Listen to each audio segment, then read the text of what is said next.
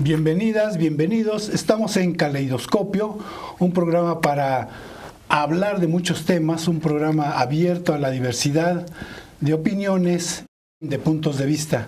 Soy Alejandro Mosqueda, estamos en Rompeviento Televisión por Internet. En este programa vamos a platicar con un hombre que en el 68 era estudiante, que le tocó vivir todo el proceso de organización, de movilizaciones de aquel momento. Él es Jesús Rivera. Él era miembro del Comité de Lucha de la Vocacional 3 y era representante de esta escuela al Consejo Nacional de Huelga. Bienvenido, Jesús. Muchas gracias, Alejandro. Oye, Jesús, vamos a empezar porque nos platiques de un sueño recurrente que empezaste a tener después del 2 de octubre. Sí, como no, mira, este sueño que me persiguió a mí durante muchos años y que tenía cierta frecuencia, es que yo iba corriendo porque íbamos correteados por los soldados y yo iba en medio de dos grandes compañeros míos del 68, que eran Virgilio Jasso y el Chon, que le decíamos. Eran altos y fuertes, y entonces nos correteaban y yo oía detrás de mí las botas de los soldados y yo sentía que las bayonetas ya las teníamos atrás y íbamos corriendo, pero llegaba el momento en el que yo ya desfallecía y las piernas ya me fallaban y ya no podía correr, y entonces yo sentía que yo ya me quedaba y que ahí me iban a clavar una bayoneta, y ellos me agarraban de aquí y me decían: adelante, chino, sigue, vamos a correr. Seguimos corriendo, pero yo ya con un miedo y una desesperación, y en esta desesperación despertaba, pero ese sueño me seguía. Y ese sueño lo tuviste durante años, ¿no? Sí, durante años. Sí, yo creo que todavía hasta hace unos 5 años tuve por última vez ese sueño. Bueno, Jesús, tú empezaste a participar en la vocacional, formaron el consejo, el comité de lucha, te integraste a las brigadas, fuiste nombrado representante de la escuela para el Consejo Nacional de Huelga. Dime, ¿cómo vivías tú la participación de los jóvenes? ¿Cómo veías ese momento que se empezaba a generar? Yo veía ese momento con mucha alegría, porque yo veía que había un despertar en muchas escuelas. Entonces yo lo viví con mucho entusiasmo, con muchas ganas de participar, de decirles a mis compañeros que era importante que nos diéramos cuenta de lo que estaba pasando. No solamente lo que pasaba en otros países, sino lo que pasaba aquí, lo que estaba sucediendo, y que tratáramos de entenderlo, de escuchar y de leer, de enterarnos. Yo lo viví con mucho entusiasmo y con alegría. Y en tu casa, el ambiente familiar, tu mamá, tu papá, tus hermanos, ¿qué te decían? ¿No le entres? ¿Sí? ¿Qué había? No, sí, nunca me prohibieron entrarle, siempre me alentaron, me apoyaron, platicaba mucho. Todas las noches que yo regresaba de la escuela, yo les platicaba todo a mis hermanas, a mi hermano el mayor, a mis hermanos menores, a mi papá, a mi mamá. Yo todo les platicaba, ellos me escuchaban mucho, y de alguna manera eso era un aliento para mí para seguir participando. Y como familia empezaron a participar en las asambleas que se empezaron a convocar para padres de familia. Sí, mi hermano el mayor, que digamos fungía dentro de la familia por ser el mayor, también tenía alguna autoridad que incluso mis hermanos menores lo reconocían como papá. Uno de mis hermanos le decía papá, y él cuando hicimos las reuniones de padres de familia para informar y para invitarlos a apoyar el movimiento, mi hermano el mayor fue como mi papá. Él era mi papá ante esas reuniones de padres de familia. Jesús, tú fuiste tomado preso el 2 de octubre. Sí. Estuviste ahí en la plaza, en Tlatelolco. Cuéntanos cómo sucede esto, en qué momento te das cuenta que hay una situación ya peligrosa, que hay balazos que están prácticamente hacia los estudiantes. Platícanos todo esto hasta el momento de tu detención. Mira, después de que vienen las bengalas, que quedamos sorprendidos, pues empiezan un susto, un miedo, y la gente empieza a correr porque empiezan los primeros balazos. Y yo veo que muchas personas caen por el lado de las escalinatas que terminan y que ya no hay escalera. Frente al Chihuahua. Frente al Chihuahua, porque yo estaba ubicado donde están las banderas, las astas para banderas, y yo me imagino que están cayendo porque no se dan cuenta que allí no hay escaleras, pero inmediatamente veo que también están cayendo antes de llegar allí, ¿verdad? Y entonces digo, no, esto va en serio, no son salvas. Y empieza todo este corredero y yo trato de guardar la calma, y mi principal preocupación era que todos los compañeros de la vocacional 3 y 6 que íbamos juntos pues salieran, como nos había indicado un compañero, por el lado de Reforma. Y yo de alguna manera doy indicaciones de que los que están ahí deben llamar a los compañeros de la Boca 3 a que salgan por Reforma. Y así transcurre el tiempo hasta que ya no es posible salir por Reforma. Yo me aseguro de que todos ya se fueron. Y yo sí, ahora pretendo salir por allá, pero ya no es posible. Allá ando por un edificio, me meto en un edificio que está desocupado, subo hasta la azotea y ahí veo a unos soldados con otros civiles armados, y bueno, voy cayendo en cuenta de cómo está todo eso armado, ¿verdad? Me bajo y sigo hasta que entro a un edificio donde veo que están entrando varios jóvenes, y un señor en un primero o segundo piso nos abre la puerta y dice: pasen, jóvenes, porque tienen que refugiarse aquí. Y allí estamos varias horas, primero platicando, después se va la luz, se hace de noche, viene la segunda balacera y viene la tercera balacera ya sin luz, y ya pues muy atemorizados porque ya las balaceras eran tremendas. Y yo, para esconderme, me meto abajo de la mesa del comedor. Y allí pasa un buen tiempo hasta que termina la balacera. Y empieza ya la cacería, que es la parte más, desde mi punto de vista, más brutal, porque golpean los soldados la puerta. El señor que nos dio el refugio abre y apenas abre la puerta y recibe un culatazo en la cara.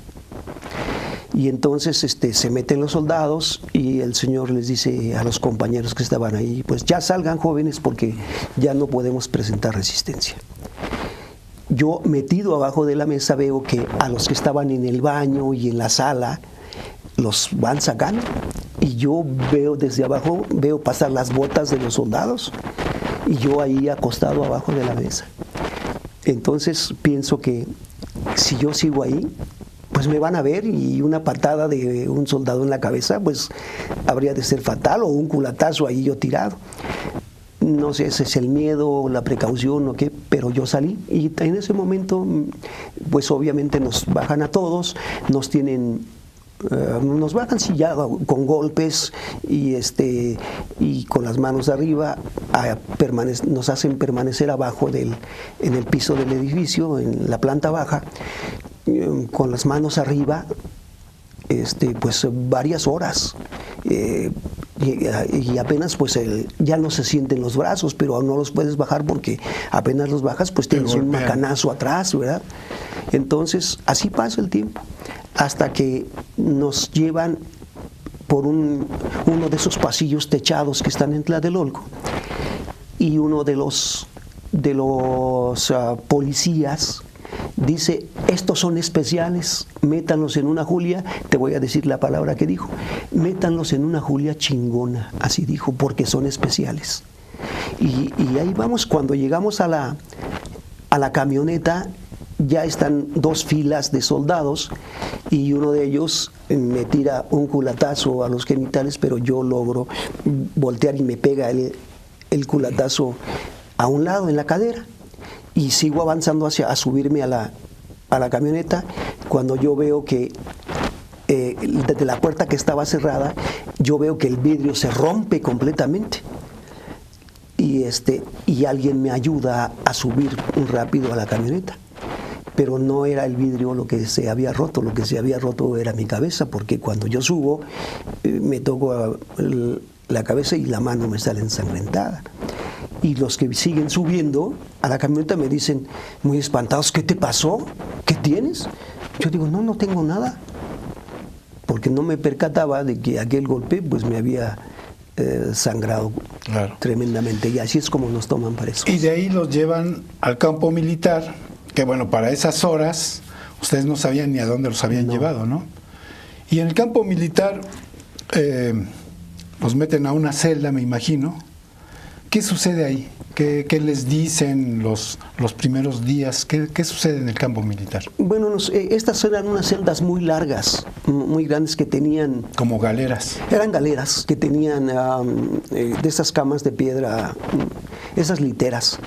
Y bueno, allí pasábamos esa madrugada o ya casi la mañana, nos dan de comer. Y empiezan a hacer interrogatorios. Nos sacan de grupitos pequeños de 5 y a empezar a interrogarnos, de dónde vienes, quién eres, cómo te llamas, quiénes son tus padres, dónde vives, cosas de ese tipo. Y nos toman fotografías y huellas digitales. Y viene la noche y otra vez lo mismo. El mismo interrogatorio y las huellas digitales y todo. Y bueno, pues uno contestando lo que siempre. Yo siempre usé un nombre diferente a mi nombre. No dice tu Yo nombre. nunca dije que yo me llamaba Jesús Rivera. Mi papá ya me había dicho que cuando te llegue a pasar algo, tú vas a decir que tú te llamas Josué Rivero Gordillo. Y así fue como me identificaron, que estaba ahí muchos días después. Todas las noches, sobre todo las madrugadas, era de que te llaman al interrogatorio, y al mismo interrogatorio las fotos, así todo adornilado. ¿No les hacían preguntas sobre los representantes del Consejo Nacional de Huelga? Sí, nos preguntaban, ¿a quiénes conoces del Consejo Nacional de Huelga? ¿Estás en el comité de lucha? Obviamente contestábamos que no. Claro. ¿Verdad? ¿Por qué te agarraron en Tlatelolco? ¿Qué andabas haciendo? ¿Por qué fuiste? Bueno, esas eran mucho las preguntas. Todos estos días que estuviste detenido en el campo militar, ¿tu familia no supo de ti prácticamente? ¿No sabía dónde? No sabía, estabas? porque hoy hay una anécdota muy curiosa, te la cuento muy rápidamente.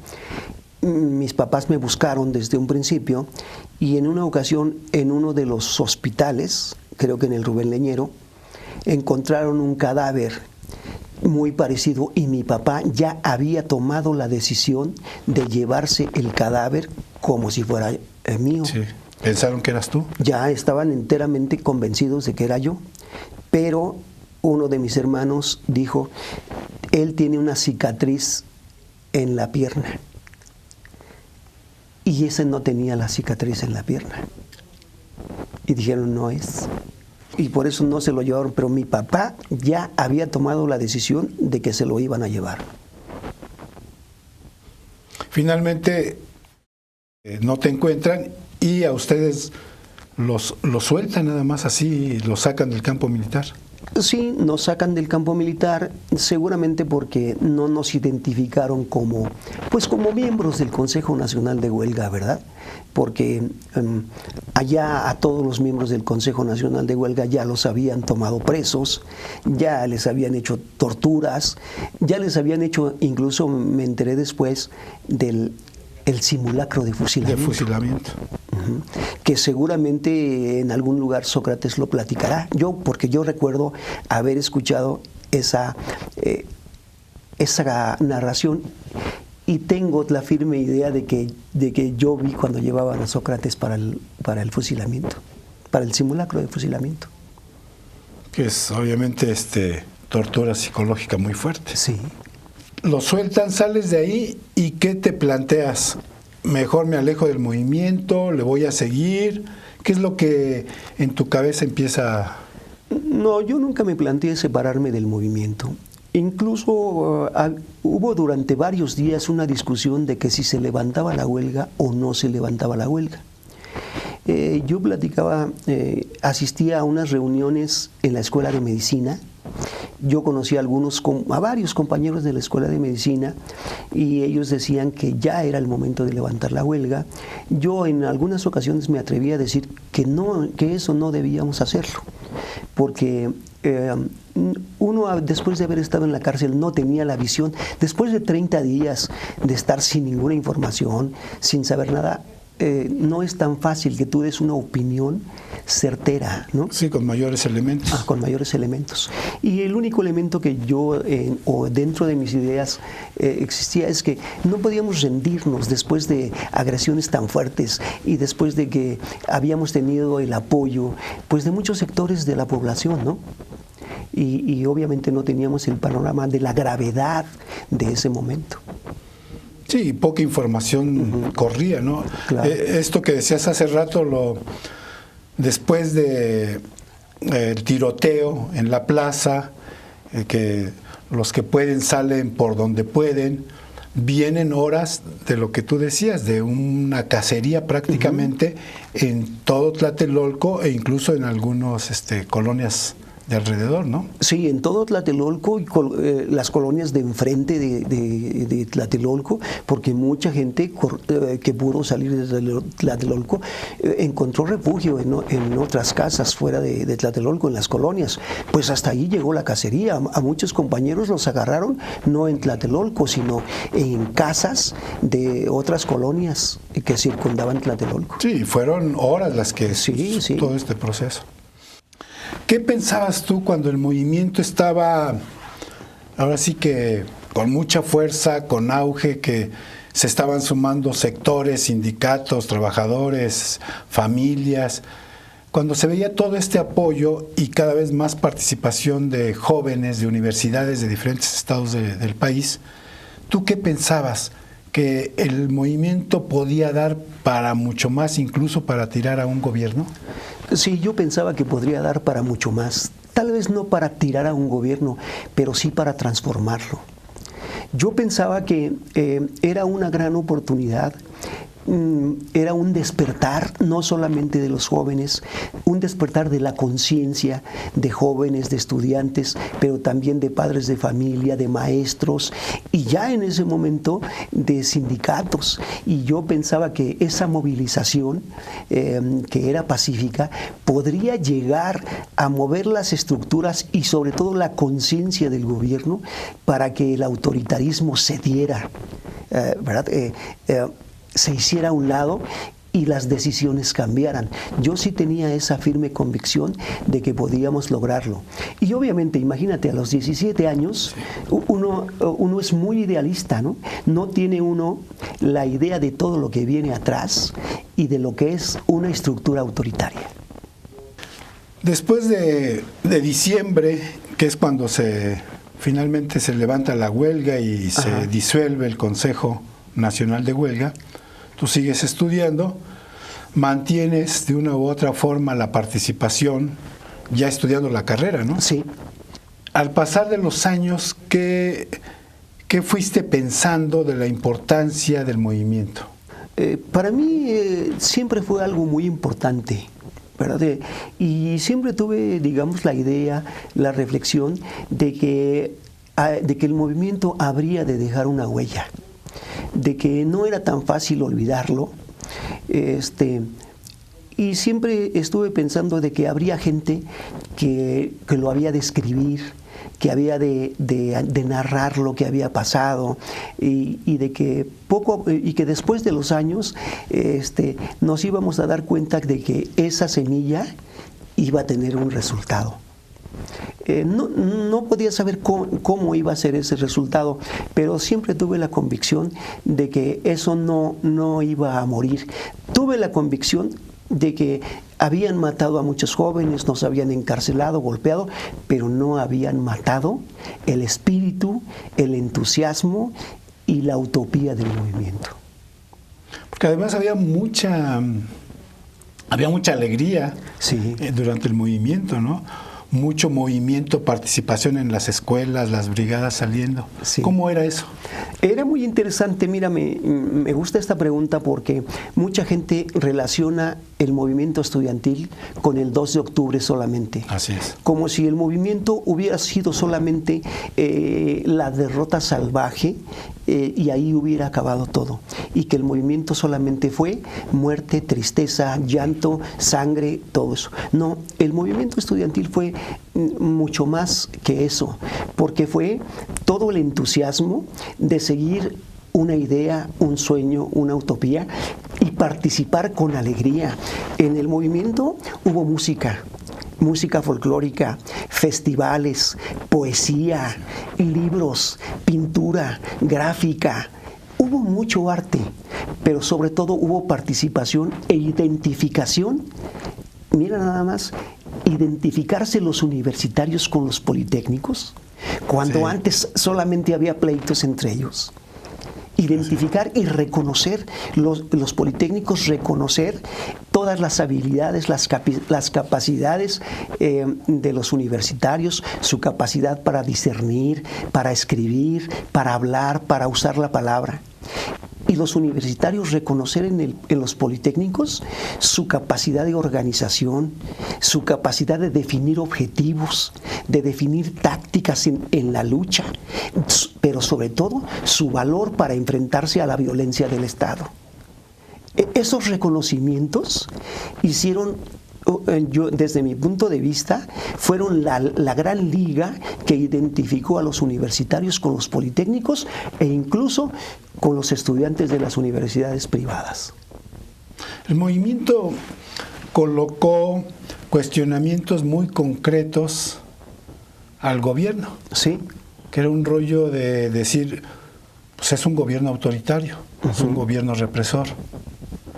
No se quedaron solo en las demandas de sacar a los presos políticos, sino ya cuando empiezan a demandar la derogación del artículo 145 y el 145 bis, eso ya le da un carácter político, pero cuestionando obviamente a este gobierno. Sí. ¿Estaban conscientes de esto? Sí, estábamos conscientes de eso, aunque la idea que yo percibía de todos, esta parte política es más que eso una parte social, porque no es político, porque eso no busca que los estudiantes o el pueblo busquen el poder. Yo digo que teníamos la conciencia de que no es un movimiento político, es un movimiento social, porque quiere derogar las armas que tiene el gobierno para reprimir los movimientos sociales. Entonces, desde ese punto de vista, el movimiento es un movimiento social, no un movimiento político. Y con esto que acabas de decir, de ese momento ahora ves cambios sustanciales. Sí hay cambios, muchos cambios, pero también hay muchas cosas que no han cambiado, ¿verdad? ¿Cómo cuáles? Por ejemplo, los granaderos siguen existiendo y siguen reprimiendo. En la Ciudad de México las represiones siguen a cargo de los granaderos, ¿no es cierto? Sí, sigue siendo un cuerpo represor. Sí, sigue abriendo también presos políticos, ¿no? La represión no solamente en la Ciudad de México, en todo el país, ¿verdad? Entonces, los jefes policíacos nunca los quitaron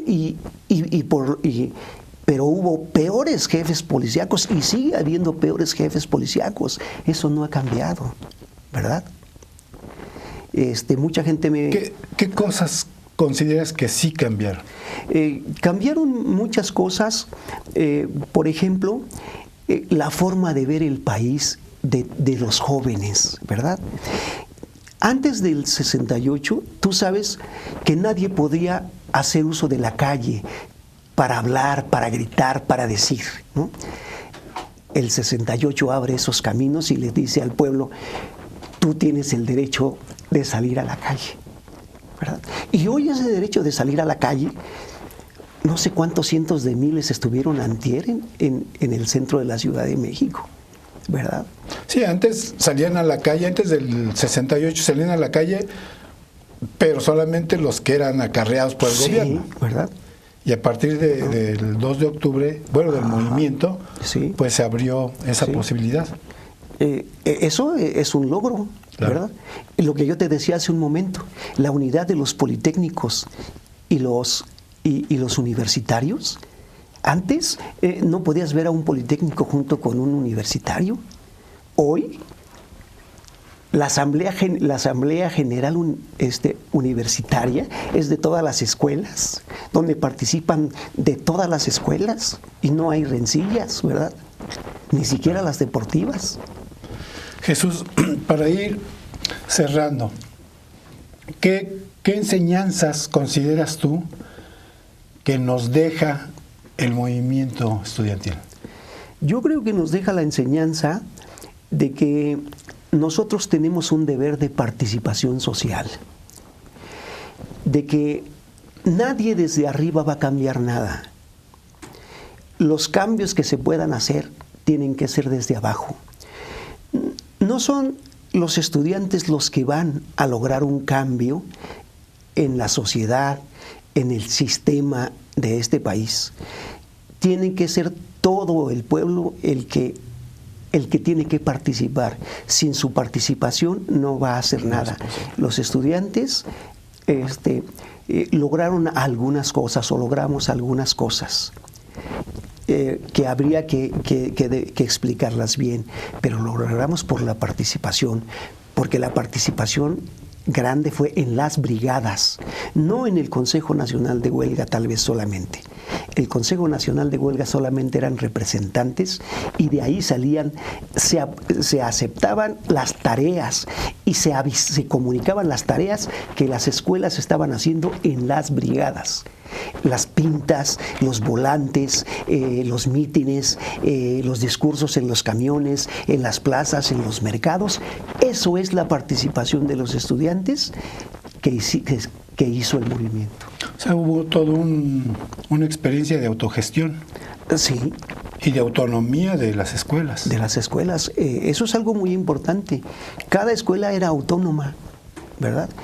No porque el Consejo Nacional de Huelga lo había dictado. Sí, lo había aprobado y se difundía como tal.